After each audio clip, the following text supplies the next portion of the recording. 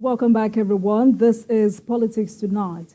In a major move to democratize access to higher education in Nigeria, 4 weeks ago, President Bola Tinubu signed the new Student Loans Access to Higher Education Repeal and Reenactment Bill 2024 into law. The aim of this bill is to remove financial barriers that have long hindered countless Nigerians from pursuing quality education at the tertiary level. This move has continued to spark discussions and debates across the nation as it holds the potential to reshape the educational landscape and impacts the financial lives of students and their families. And according to the president, no longer will Nigerian students be denied opportunities due to their economic circumstances. And on the other hand, President of the National Association Nigerian Students, Lucky Emenefe, thanked the president for staying faithful to his promise of making education available through the Student Loan Scheme. Tonight, let's speak with Dr. Jake Pele as we take another look at the student loan law. Dr. Pele, thank you so much for joining us this evening. It's always a pleasure having you on Politics Tonight. Thank you, Jumoke. Thank you for having me, and good evening, viewers. Right, so since that's a significant move, more Nigerians have continued to react to this initiative. Above all, Nigerian students have been asked to take advantage of the president's efforts in the education sector for a better tomorrow. As a policy development and advocacy expert, what does this mean for indigent Nigerian students? A step in the right direction. I think Mr. President is beginning to express his compassion for the most vulnerable. And I think that's one of the things that he's known for, especially what he did as a governor in Lagos by paying for WAEC for indigent students from that state. And his antecedents of coming to help anyone, some of the people that have worked for him, many of them, I'm told, he sent their children to school. So I'm not surprised. So this is very notable and noble for what he has done. But there are some issues around the policy that, in the course of time, I would speak to as it relates to the Student Loan Act.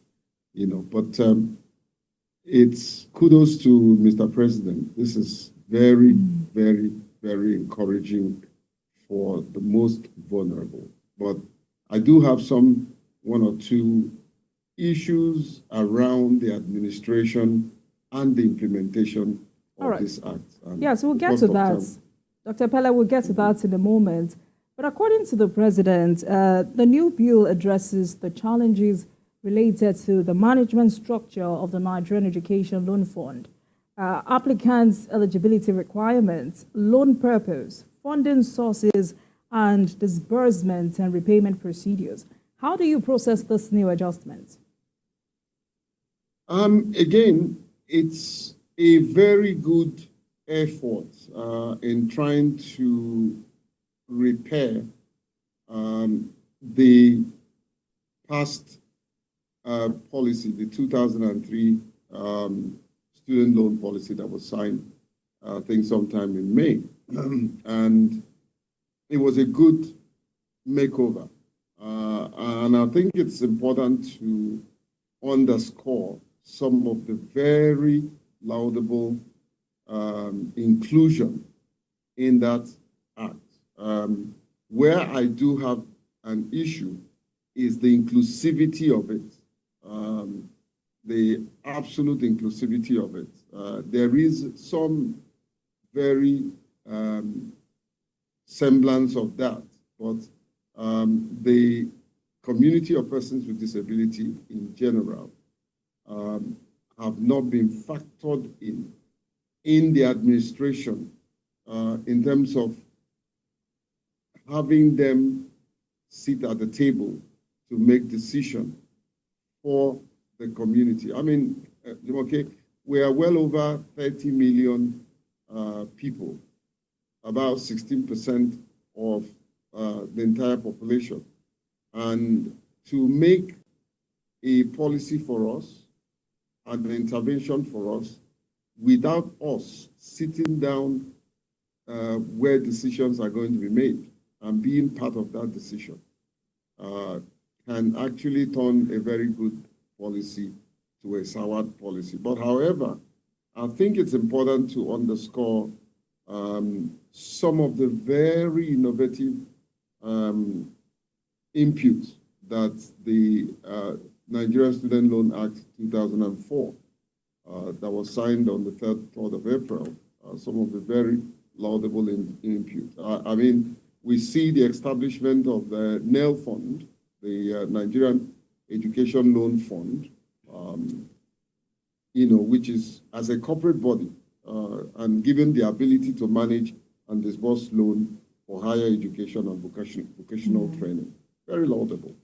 The expanded loan coverage is also a very heartwarming inclusion in that act, where loans are available not only for tuition, but also for fees, charges, and student upkeep, supporting a wider range of educational expenses than previous legislation allowed.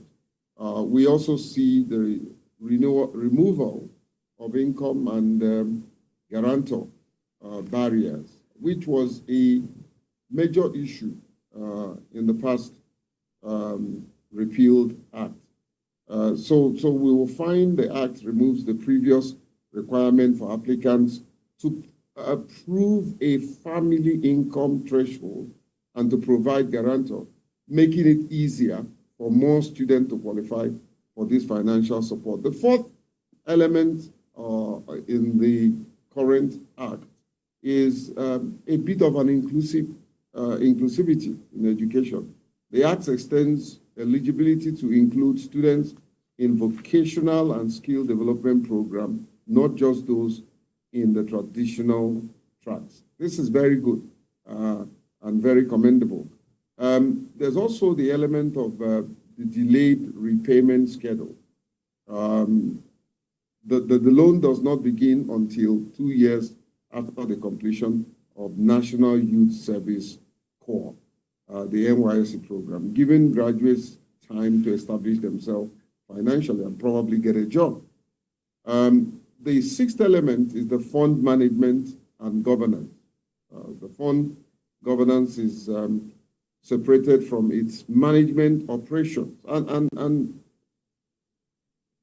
Jumoke, this is where I have a huge concern, because the board of directors that is appointed to oversee these strategic decisions and the executive team that will be handling the daily operations, what is the guarantee that they would be fair in ensuring that persons with disability would occupy some of these positions?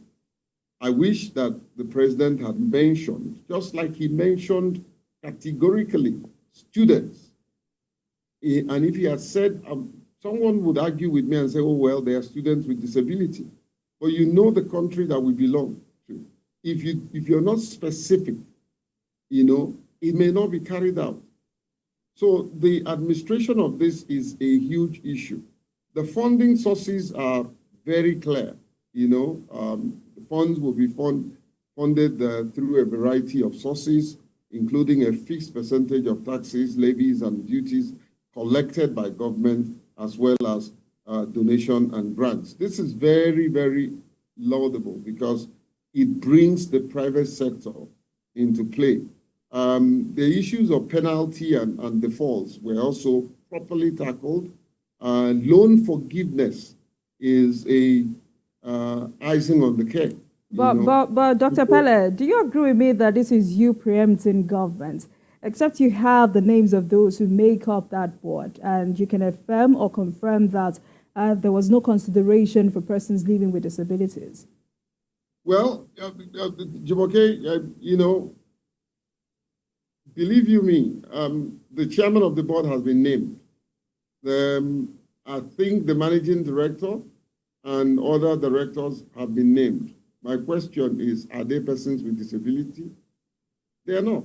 Okay, we'll come back to that.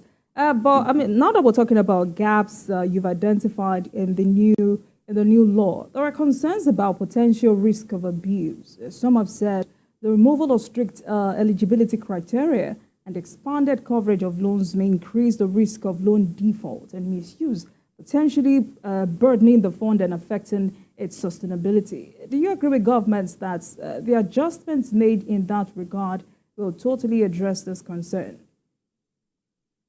No, I think it's all in the administration.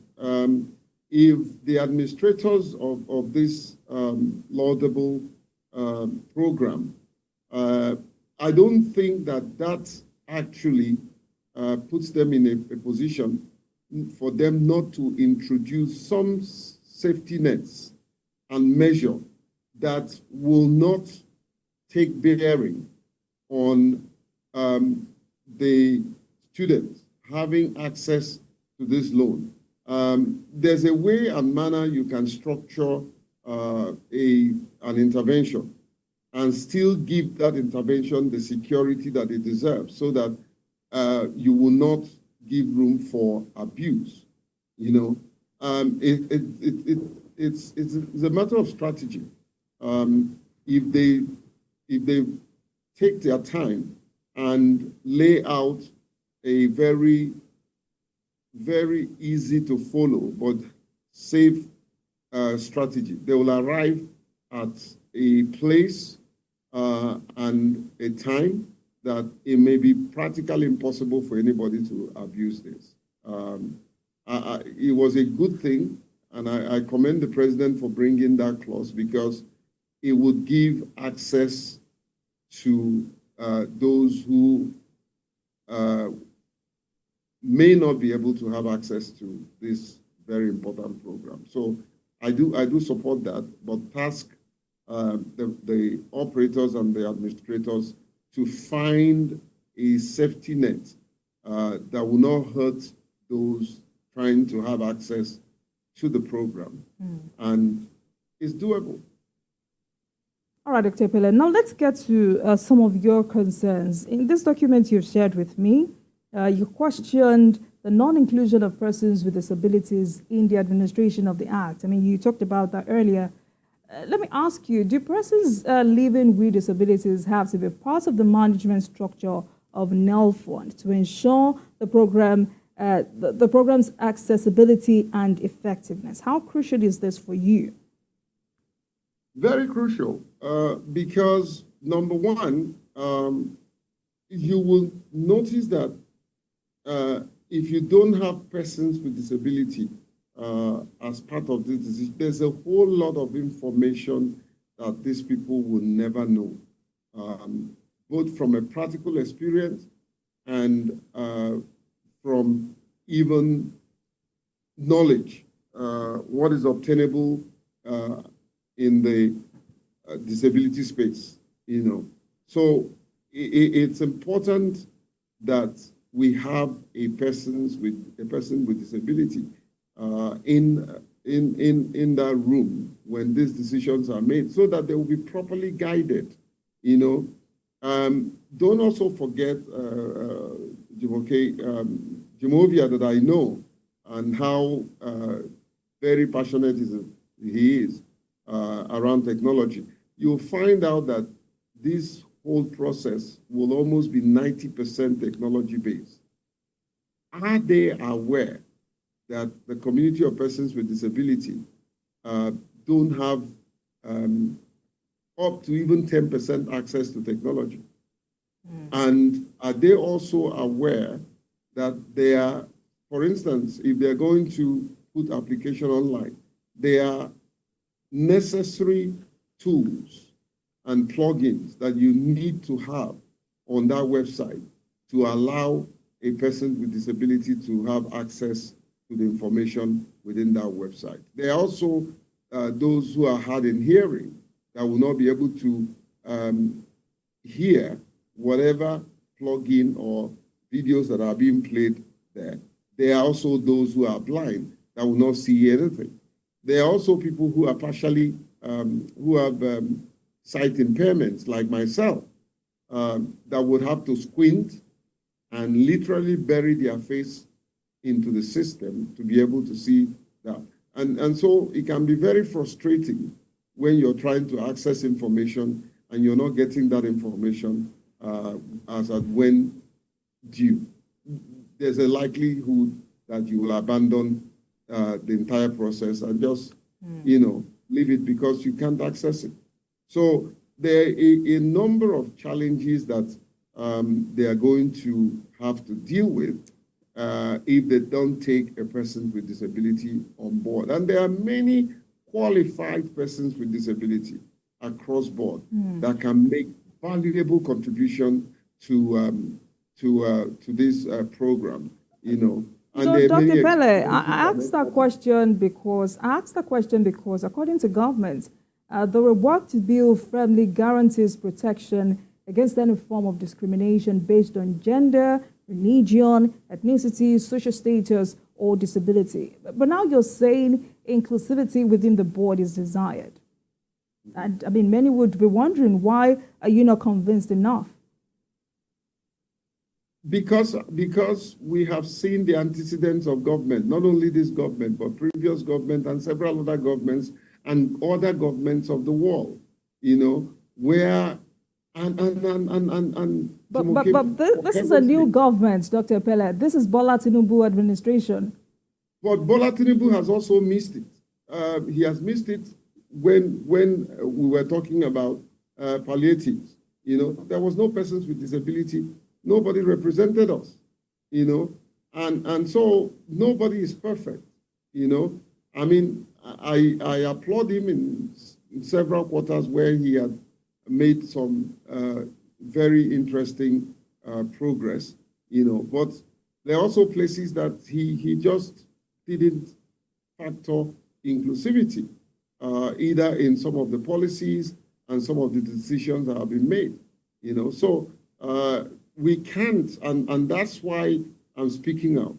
We cannot fold our hands and expect that the right thing will be done, especially to people who wants to do the right thing, but they are not aware of what to do, So this is just an appeal to the president and his team, to somebody like Jim Ovia, who is now heading the board, to please take inclusivity in practical terms into consideration.